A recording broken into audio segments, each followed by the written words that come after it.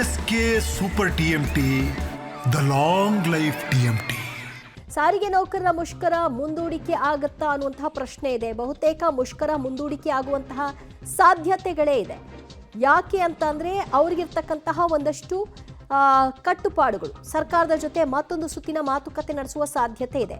ಯಾವುದೇ ಕಾರಣಕ್ಕೂ ಬೇಡಿಕೆ ಸಡಿಲಿಸದೆ ಇರೋದಕ್ಕೆ ತೀರ್ಮಾನವನ್ನ ತೆಗೆದುಕೊಳ್ತಾರಂತೆ. ಸಾರಿಗೆ ಮುಖಂಡರ ಸಭೆಯಲ್ಲಿ ಗಂಭೀರ ಚರ್ಚೆ ಆಗ್ತಾ ಇದೆ. ಈಗೊಂದು ವೇಳೆ ನಾವು ಬಂದ್ ಅಂತ ಘೋಷಣೆ ಮಾಡಿದ್ರೆ ಸಹಜವಾಗಿ ಅದರ ಪರಿಣಾಮಗಳು ಜನರಿಗಾಗುತ್ತೆ ಅಂತ ಯಾರಾದರೂ ಕೋರ್ಟ್ಗೆ ಹೋಗ್ತಾರೆ. ಆಗ ಕೋರ್ಟ್ನಿಂದ ನಾವು ಬಯಸ್ಕೊಳ್ಬೇಕಾಗತ್ತೆ. ಹಾಗಾಗಿ ಸರ್ಕಾರಕ್ಕೆ ಇನ್ನೊಂದು ಆಪ್ಷನ್ ಕೊಡೋಣ, ಈ ಕೊಟ್ಟಂತಹ ಭರವಸೆ ಏನಿದೆ ಅದನ್ನು ಒಪ್ಕೊಳ್ಳೋದು ಬೇಡ, ಸರ್ಕಾರಕ್ಕೆ ಇನ್ನೊಂದು ಆಪ್ಷನ್ ಕೊಡೋಣ ಅಂತ ಚಿಂತನೆಗಳು ಆಗ್ತಾ ಇದೆ ಅನ್ನುವಂತಹ ಮಾಹಿತಿ ಸದ್ಯ ಈ ಸಭೆಯಿಂದ ಸಿಗ್ತಾ ಇರುವಂತಹ ಇನ್ಫಾರ್ಮೇಶನ್. ಸಾರಿಗೆ ಮುಖಂಡರು ಗಂಭೀರ ಚರ್ಚೆಯಲ್ಲಿ ತೊಡಗಿಕೊಂಡಿದ್ದಾರೆ. ಮುಷ್ಕರ ಮುಂದೂಡಿಕೆ ಆಗುವಂತಹ ಸಾಧ್ಯತೆಗಳೇ ಬಹುತೇಕ ಕಾಣಿಸ್ತಾ ಇದೆ. ಅದಷ್ಟು ಮಾಹಿತಿ ಕೊಡ್ತಾರೆ ನಮ್ಮ ಪ್ರತಿನಿಧಿ ಲೋಕೇಶ್. ಲೋಕೇಶ್, ಏನ್ ತೀರ್ಮಾನಗಳಾಗ್ತಾ ಇದೆ? ಮುಷ್ಕರವನ್ನ ಮುಂದೂಡಿಕೆ ಮಾಡ್ತಾರಾ? ಕಾದು ನೋಡುವಂತಹ ತಂತ್ರವನ್ನ ಅನುಸರಿಸ್ತಾರಾ? ಏನ್ ಬೆಳವಣಿಗೆಗಳಾಗ್ತಾ ಇದೆ? ದಿವ್ಯಾ, ಸದ್ಯಕ್ಕೆ ಈ ಸಭೆಯಿಂದ ಸಾಧ್ಯತೆಗಳು ಏನಿದೆ, ಯಾವ ರೀತಿಯಾಗಿ ಹೋದ್ರೆ ಏನಾಗ್ಬೋದು ಅನ್ನೋದ್ರ ಬಗ್ಗೆ ಚರ್ಚೆಗಳು ಆಗ್ತಾ ಇರುವಂಥದ್ದು.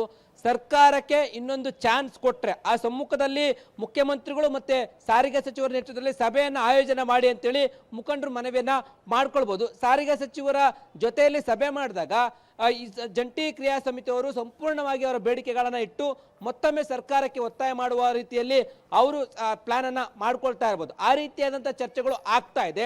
ಯಾಕೆಂತಂದ್ರೆ ಅವರು ಏಕಾಏಕಿ ಬಂದಂತ ಘೋಷಣೆ ಮಾಡಿದ್ರೆ ಆಗುವಂತ ಅನಾನುಕೂಲಗಳು ಏನು ಅನ್ನೋದ್ರ ಬಗ್ಗೆ ಕೂಲಂಕುಷವಾಗಿ ಚರ್ಚೆಯನ್ನ ಮಾಡ್ತಾ ಇದ್ರು. ಅದರಿಂದ ಆಗ್ತಕ್ಕಂಥದ್ದು ಪ್ರಮುಖವಾಗಿ ಪ್ರಯಾಣಿಕರಿಗೆ ತೊಂದರೆ ಆಗುತ್ತೆ. ಬಂದು ಏನಾದ್ರು ಘೋಷಣೆ ಆದ್ರೆ ವಾರ 15 ದಿನದಲ್ಲಿ ಸರ್ಕಾರಕ್ಕೂ ಕೂಡ ಆದಾಯದಲ್ಲಿ ತೊಂದರೆ ಆಗುತ್ತೆ.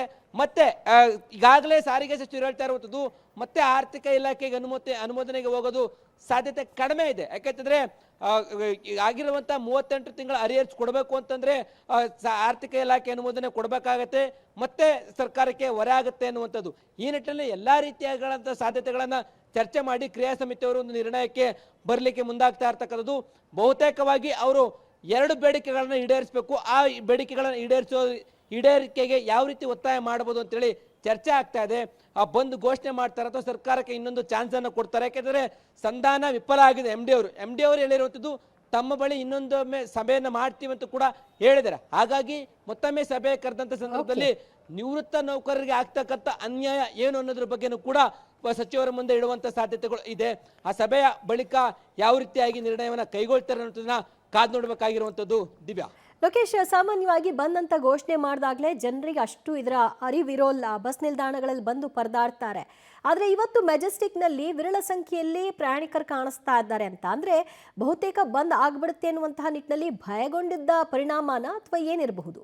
ದಿವ್ಯಾ, ನಿನ್ನೆಯಿಂದನೂ ಕೂಡ ಆ ಬಸ್ ಬಂದು ಸಾರಿಗೆ ನೌಕರರ ಮುಷ್ಕರ ಇರುತ್ತೆ ಅಂತೇಳಿ ಸುದ್ದಿ ಇತ್ತು. ಆ ಕಾರಣಕ್ಕೋಸ್ಕರ ಜನರಲ್ಲೂ ಕೂಡ ಭಯ ಮತ್ತೆ ಆತಂಕದ ವಾತಾವರಣ ಇರೋ ಹಿನ್ನೆಲೆಯಲ್ಲಿ ಮೆಜೆಸ್ಟಿಕ್ನ KSRTC ಬಸ್ ನಿಲ್ದಾಣದಲ್ಲಿ ಎಂದಿಗಿಂತ ಇವತ್ತು ಪ್ರಯಾಣಿಕರ ಸಂಖ್ಯೆಯಲ್ಲಿ ಇಳಿಕೆ ಆಗಿರುವಂಥದ್ದು ಗಮನಿಸಬಹುದಾಗಿದೆ.